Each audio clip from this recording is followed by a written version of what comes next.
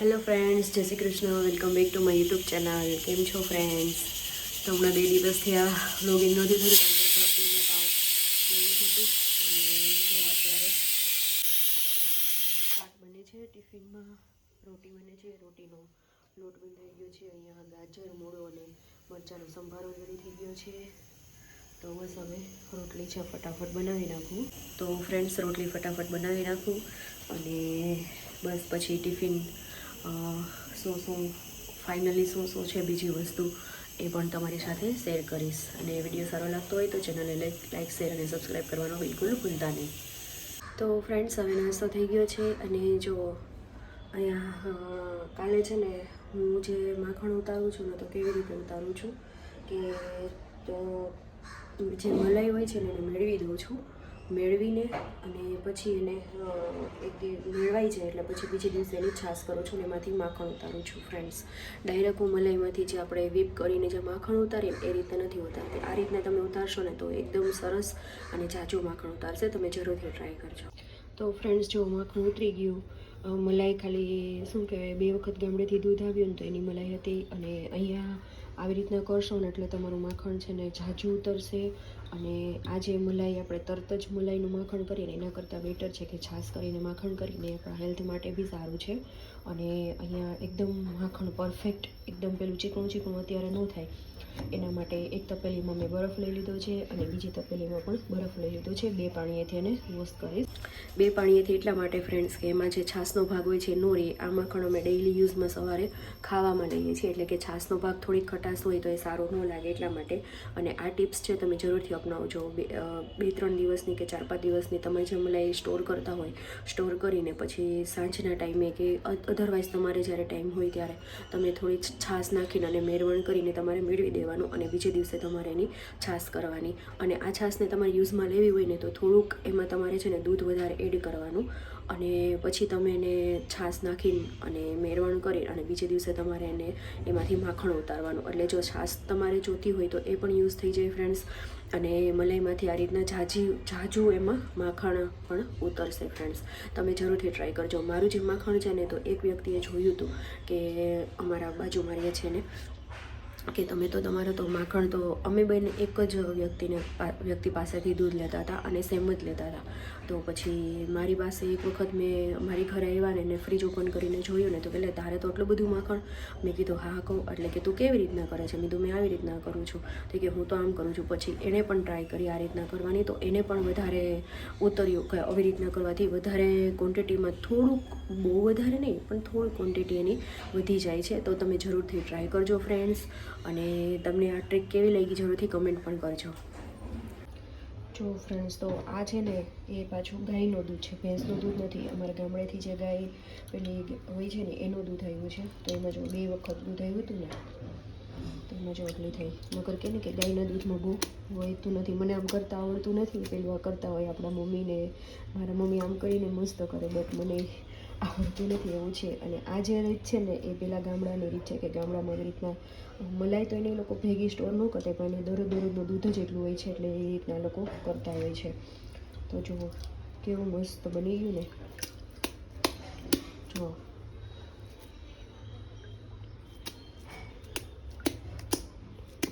ક્યારે પડી જાય એમાંથી ખબર નહીં.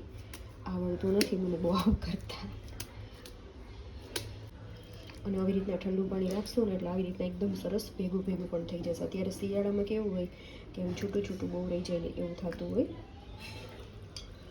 અને જો એકદમ સરસ થઈ ગયું ને. તો આ ટિપ્સ તમને કેવી લાગી જરૂરથી કમેન્ટ કરજો. તો ચલો, હજુ બધું કામ બાકી છે મારે. પહેલાં મેં કીધું રસોઈ બનાવી નાખી, ટિફિન બનાવી નાખ્યું, પછી મેં કીધું છાશ કરી નાખું કે જેથી બધા વાસણ એકસાથે જ નીકળી જાય એટલા માટે. અને સાથે ફ્રેન્ડ્સ, હું મિની બ્લોગ પણ બનાવું છું કે જે મારે ઇન્સ્ટામાં અપલોડ કરીશ. તો તમારે એ જોવું હોય તો મારો જે ઇન્સ્ટા આઈડી છે જીનલ વખાસિયા, એમાં તમે જાજો ફ્રેન્ડ્સ. તો ચલો હવે માખણનું ફિનિશ કરી દઉં અને બસ પછી ઘરનું કામકાજ કરવા વળગીએ.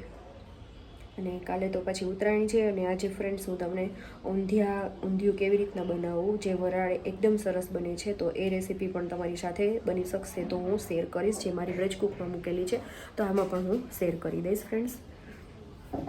તો ફ્રેન્ડ્સ કામ કરીને ફ્રી થઈ ગઈ છું ને વાગી ગયા છે 11:15 અને હવે એક મારે જે ઉત્તરાયણ સ્પેશિયલની રીલ્સ જે છે એ શૂટ કરવી છે તો બસ હમણાં શૂટ કરી લઈશ ફ્રેન્ડ્સ. જે મેનુ છે સવારનો એ જ બધો છે, જમવાનું રેડી થઈ ગયું છે અને અહીંયા જો મારું તારક મહેતા સિરિયલ ચાલે છે. તારક મહેતા બહુ વધારે, મને બીજી એક કોઈ સિરિયલ કે કશું જ નથી જોતી, એક વ્લોગિંગ જોઉં હું. અને બીજું છે ને તારક મહેતા સિરિયલ છે ને મને બહુ ગમે, એમાં બી જમતા તો મને બહુ ગમે તારક મહેતા. એટલે મારે તારક મહેતા અત્યારે સિરિયલ સાંજે તો નથી જોતી, બટ અત્યારે બપોરે જમું ને ત્યારે મને બહુ ગમે, એટલે બહુ જ. એટલે જો અત્યારે તારક મહેતા સિરિયલ જોતી જાઉં છું અને જમી લઈશ. પછી કપડાં અત્યારે થાય છે તો બસ કપડાં પછી સૂકવી દઈશ અને પછી બીજું કંઈ કામ છે તો એ કરીશ. ચલો તો મળીએ પછી આપણે. ઉમેરીશ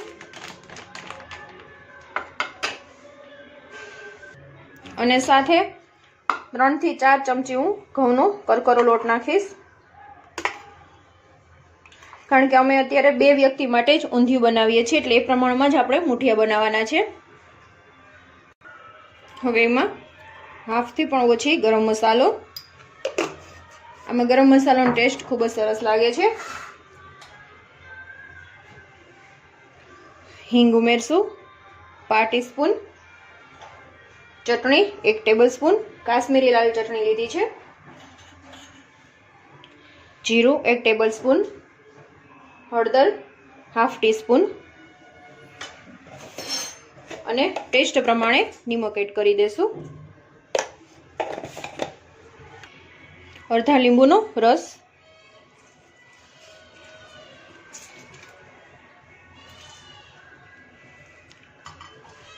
અને 1/2 ટીસ્પૂન તેલ અને 1/2 ટીસ્પૂન ખાંડ. હવે મિક્સ કરી લઈશું પહેલાં આપણે, અને થોડો મસાલો એક્સ્ટ્રા કાઢી લઈશ કારણ કે મરચાં ભરવા છે એટલા માટે. પછી એમાં મેથી ઉમેરવાની છે. આવી રીતે તમે રીંગણ પણ ભરી શકો છો, બટેટાનો જે હોય છે એ પણ ભરી શકો છો અને મરચાં પણ ભરી શકો છો. હવે એમાં મેથી ઉમેરી દઈશ. આ 1 દિવસ પડી રહી હતી, 2 દિવસ એટલે સુકાઈ ગઈ છે. અને ધાણા ભાજી પણ તમે ઉમેરી શકો છો. હવે થોડું પાણી એડ કરતા જઈને આપણે ગોળી વાળવાની છે.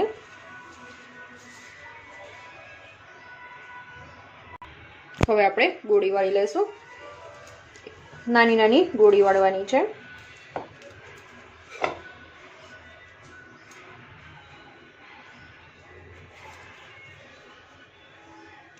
આ રીતની ગોળી વાળવાની છે.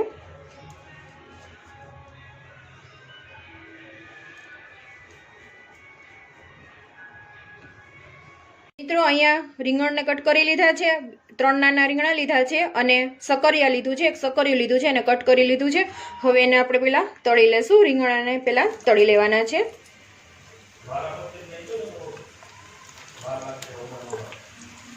પહેલા ખાલી આપણે રીંગણાને જ તળવાના છે અને ખાલી આપણે 2 થી 3 મિનિટ માટે જ ફ્રાય કરવાના છે, વધારે ફ્રાય નથી કરવાના.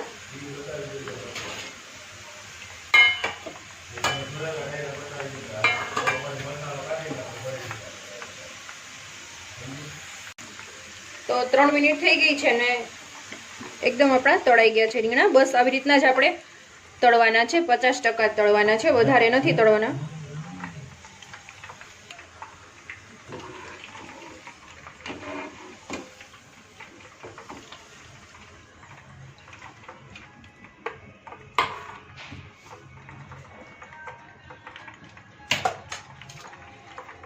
હવે આપણે સકરિયા તળી લેશું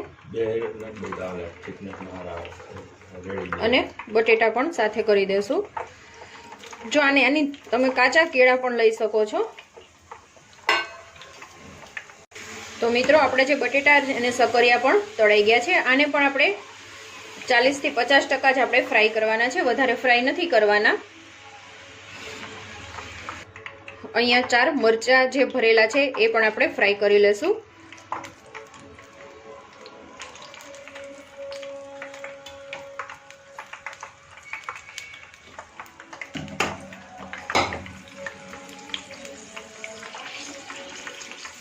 અને આ જે તમે ઊંધિયું બનાવશો ફટાફટ તમારી પાસે જે વસ્તુ હોય છે એમાંથી જ બની જાય છે, કોઈ જાજી વાર પણ નથી લાગતી. બસ આને પણ આવી રીતના જ આપણે તળવાના છે.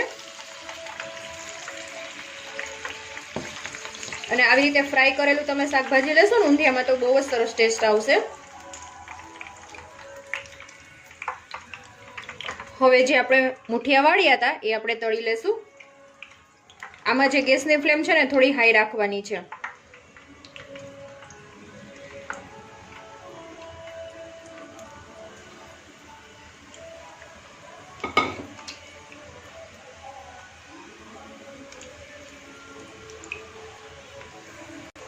તો ફ્રેન્ડ્સ આપણા જે મુઠિયા છે એ પણ તળાઈ ગયા છે. આવી રીતે એકદમ સરસ એને બ્રાઉન તળી લેવાના છે. તો ફ્રેન્ડ્સ અહીંયા મેં એ જ તેલ રાખી દીધું છે કે એનો જે મુઠિયા તળ્યા હોય એટલે ટેસ્ટ ખૂબ જ સરસ લાગે છે. તો અહીંયા મેં 4-5 ચમચા તેલ લઈ લીધું છે. ઊંધિયામાં થોડું તેલ વધારે હોય તો સારું લાગે છે. હવે એમાં આપણે જીરું એડ કરી દઈશું.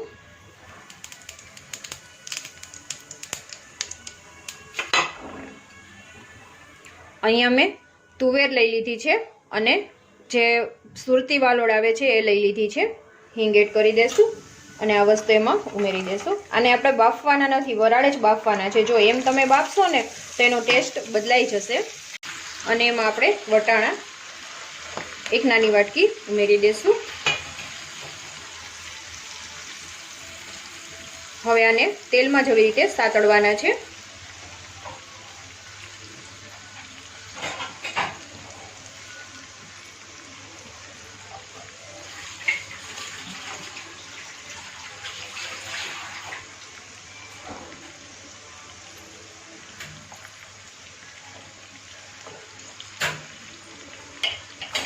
ઉપર આપણે ઢાંકણ ઢાંકી દેશું. વરાળે જ આને બાફવાના છે આપણે.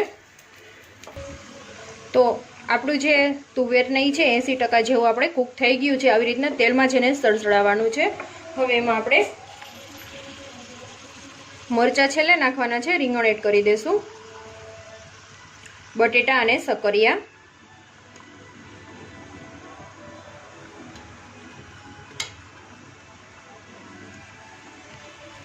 મિક્સ કરી લેશું.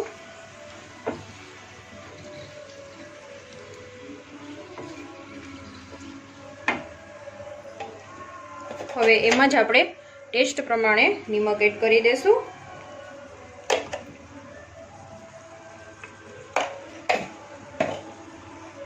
હળદર પાવડર 1/2 ટીસ્પૂન.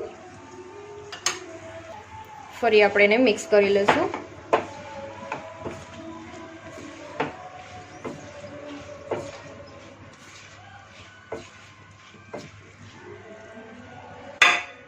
ફરી એને ઢાંકણ ઢાંકીને આપણે કૂક થઈ જાય ત્યાં સુધી આપણે રહેવા દેશું. વચ્ચે વચ્ચે આપણે ચલાવતા રહેવાનું છે. તો મિત્રો આપણે ચેક કરી લઈએ કે આપણા બટેટાની બફાઈ ગયા છે કે નહીં.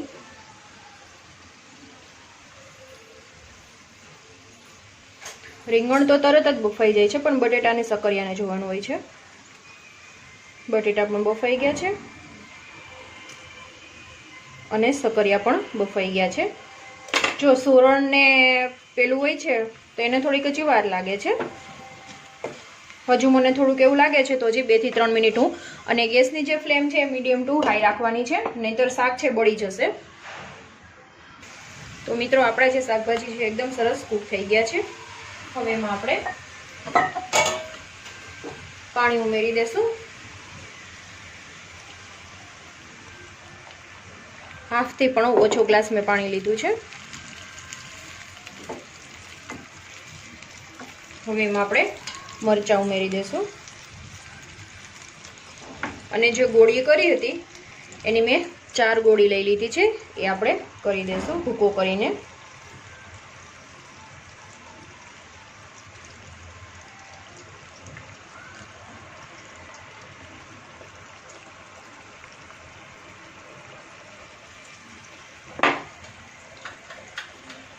અને કાશ્મીરી લાલ મરચું 1.5 ટેબલસ્પૂન ઉમેરી દેશું. તમે જેવું તીખાસ ખાતા હોય એના ઉપર ડિપેન્ડ છે. અને જો તમે લસણ નહીં ઉમેર્યું હોય તો એ પ્રમાણમાં ચટણી તમારે મિક્સ કરવાની છે. ફરી સરસ રીતે મિક્સ કરી લેશું.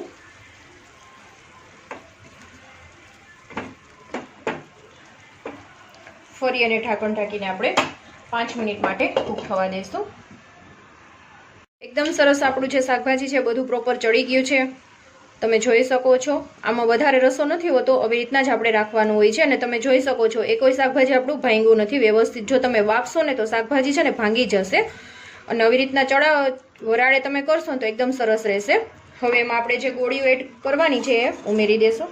જો તમને વધારે ગોળીઓ ગમતી હોય તો વધારે પણ કરી શકો છો. અમે અહીંયા ઓછી લીધી છે. તો મિત્રો આપણું જે ઊંધિયું છે બનીને રેડી થઈ ગયું છે. હવે આપણે ગેસ ઓફ કરીને નીચે ઉતારી લેશું ને સર્વિંગ પ્લેટમાં લઈ લેશું.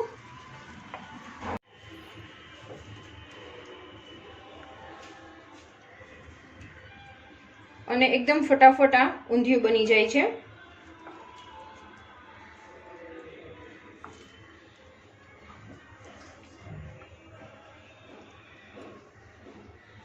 ફ્રેન્ડ્સ આપણું જે ઊંધિયું છે બનીને રેડી થઈ ગયું છે ને એકદમ સરસ.